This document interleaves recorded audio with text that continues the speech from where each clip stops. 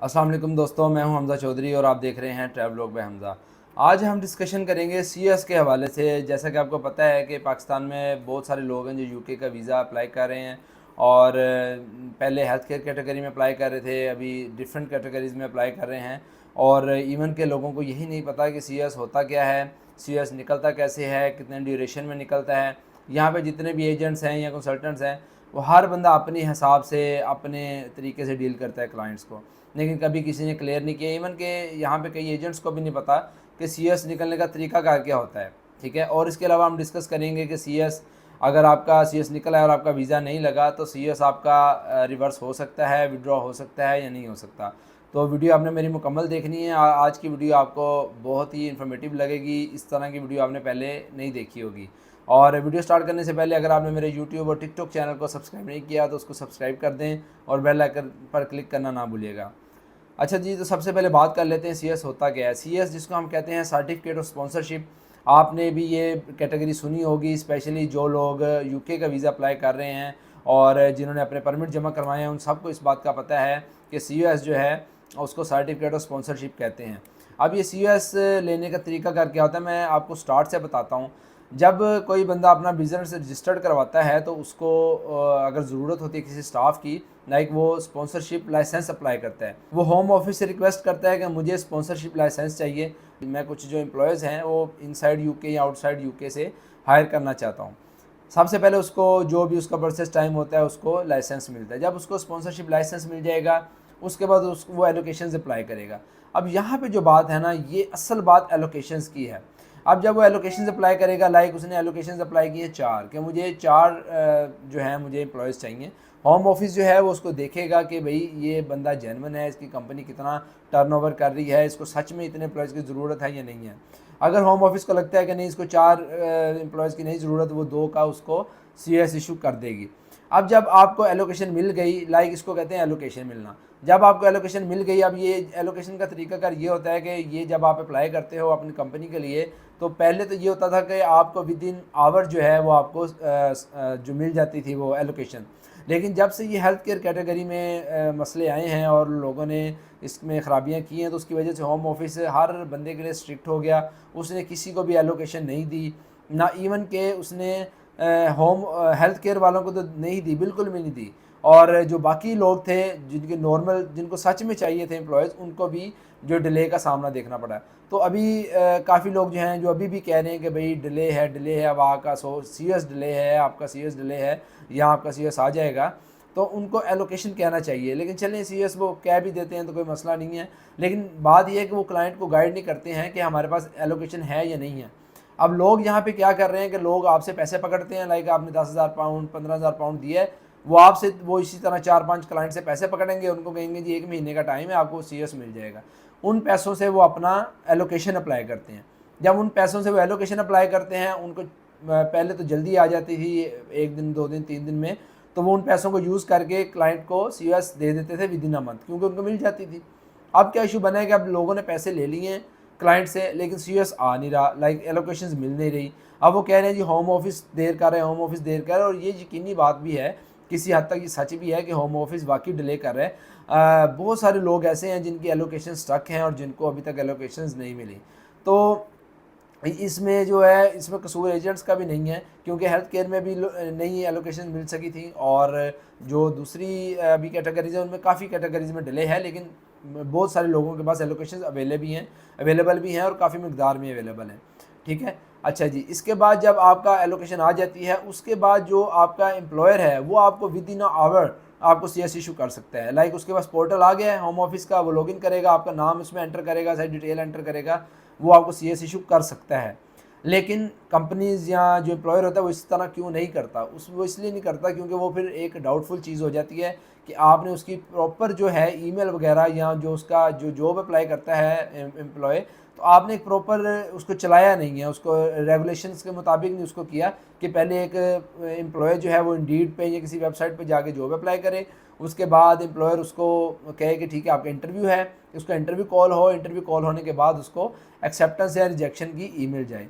तो प्रॉपर ये तरीकाकार होता है। जो अच्छी कंपनीज़ हैं वो आपसे 3 to 5 डेज़ या 7 डेज़ लेती है कि हम आपकी जो है प्रॉपर ईमेल वगैरह इसको रन करेंगे, प्रॉपर प्रोसीजरल जो चीज़ें हैं वो करेंगे, उसके बाद हम सीओस देंगे। अब लोग काफ़ी ऐसे करते हैं कि नहीं यार हमें फ़ौरन चाहिए, तो लोग फिर उसको फ़ौरन इशू भी कर देते हैं, उसमें कोई इशू नहीं होता। फिर आपने अपनी डॉक्यूमेंटेशन उस हिसाब से करनी होती है ताकि आपको बाद में कोई इशू ना आए।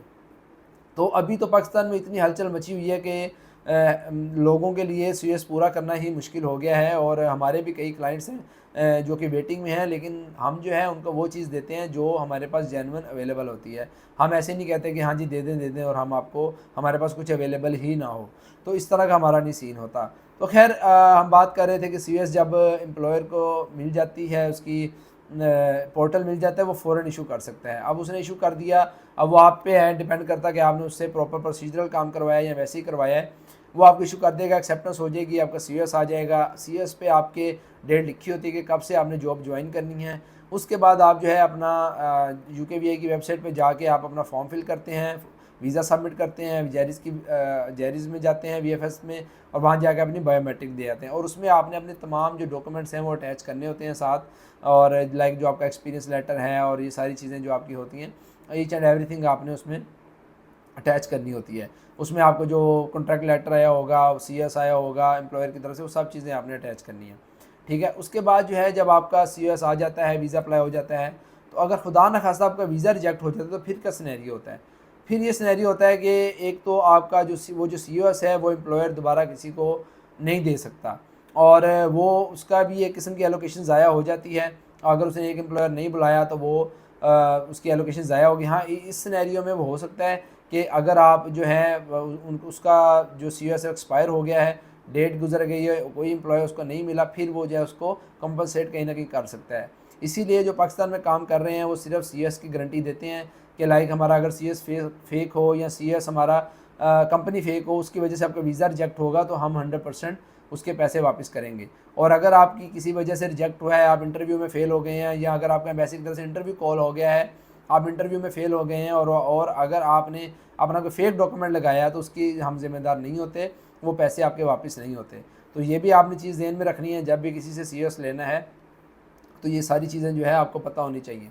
इसके अलावा एक और मार्केट में बड़ी चीज़ आ रही है, लोग मेरे से रब्ता करते हैं अभी भी। अब देखें ना, अब 4 अप्रैल को रूल आ रहे हैं कि भाई आपका इनकम थ्रेशोल्ड बढ़ जाना है, आपका जो है पुराने जो इनकम थ्रेशोल्ड था उस पर सीएस नहीं निकलेगा, नया इनकम थ्रेशोल्ड 38,700 पे सीएस निकलेगा, जिसका टैक्स बहुत ज़्यादा बनेगा।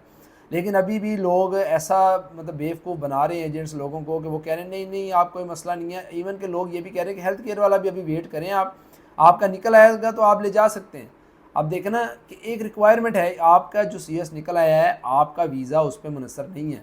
आपका वीज़ा आपने जिस दिन वीज़ा एप्लीकेशन फ़ाइल करनी है उस दिन से आपकी डेट स्टार्ट होनी है। लाइक जिस तरह 4 अप्रैल वाला रूल है, आप 3 अप्रैल को फ़ाइल करें, आप उसमें बाउंड हो जाएंगे कि जी ठीक है, आप पे पुराना रूल लगेगा। आपकी बायोमेट्रिक आए महीने बाद, आपकी बायोमेट्रिक आए 10 दिन बाद, आप पे रूल पुराना होगा, डिपेंडेंट्स आप ले जा सकेंगे, पुराने सीएस पे आपको वीज़ा मिलेगा। ठीक है, जो पुराना थ्रेशोल्ड होगा। तो अभी बिल्कुल भी किसी की आपने ऐसी बातों में नहीं आना। मैंने आपको सारी जो डिटेल थी ना आपको बता दी है कि प्रॉपर प्रोसीजर क्या होता है। ठीक है, जो लोग कहते हैं ना सीएस नहीं निकल रहा, वो निकला होगा तो निकलेगा। जिसके पास अवेलेबल होगा वो देता है, वो 2 से 3 डेज में देता है। ठीक है ना, अब वो लोगों ने एलोकेशन अप्लाई किए हैं, एलोकेशन आ नहीं रही है, लोग पैसे लेके बैठेंगे, अब हमें वापस ना करने पड़े।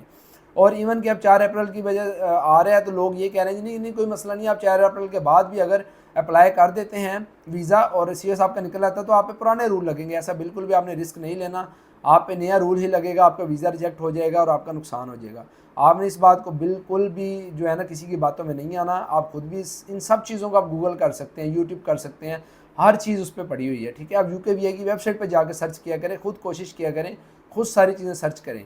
तो मेरे ये आपको ओवरव्यू देने के, इसमें और भी बहुत सारी चीज़ें हैं जब आप सीएस अप्लाई करते हैं या जब आप स्पॉन्सरशिप लेटर लेते हैं, लेकिन जो मेन चीज़ जो है वो मैंने आपको बता दी है कि अगर किसी के पास एलोकेशन अवेलेबल हो तो आप सीएस फ़ौरन ले सकते हैं। तो ये सारी चीज़ें आप ख़ुद भी जब भी किसी से करें डील, आप ख़ुद भी यूकेवीआई की वेबसाइट पे जाके सारी चीज़ें कर सकते हैं। ओवरव्यू मैंने आपको बता दिया है कि ये सारा सिनेरियो होता है। तो बस आप अभी बस लोग बेचारे जो हैं वो हर चीज़ बेच के और सारा कुछ कर रहे हैं, अपने मुल्क के हालात की वजह से जा रहे हैं बाहर। और मेरी दुआ है कि अल्लाह ताला सब के लिए आसानियाँ करे। जो लोग अपना घर बार गाड़ी गोल्ड बेच के जा रहे हैं अपने बच्चों के साथ, अपने बच्चों के अच्छे फ्यूचर के लिए, अल्लाह ताला उन सब के लिए आसानियाँ करें, उनका सीएस भी निकले, उनका वीज़ा भी लगे। बात है कि वीज़ा लगेगा तो फ़ायदा है, वरना सब के पैसे ज़ाएँ हैं। तो अल्लाह ताला सब के लिए आसानियाँ करें और सबकी जो ख्वाहिशात अल्लाह ताला उन सबको पूरा करे और हमें भी अल्लाह ताला हलाल रिज़्क़ कमाने की तौफ़ीक दे। हम भी लोगों को अच्छा गाइड करते रहें और हमेशा हलाल रिज़्क़ कमाएँ और लोगों को सच ही बताएँ। सच से जो अच्छी चीज़ है वो कोई नहीं है। तो मिलते हैं इंशाल्लाह अगली वीडियो में। अल्लाह ताला हम सबका हाफ़िज़ नासर हो। जज़ाकल्लाह। अल्लाह हाफ़िज़।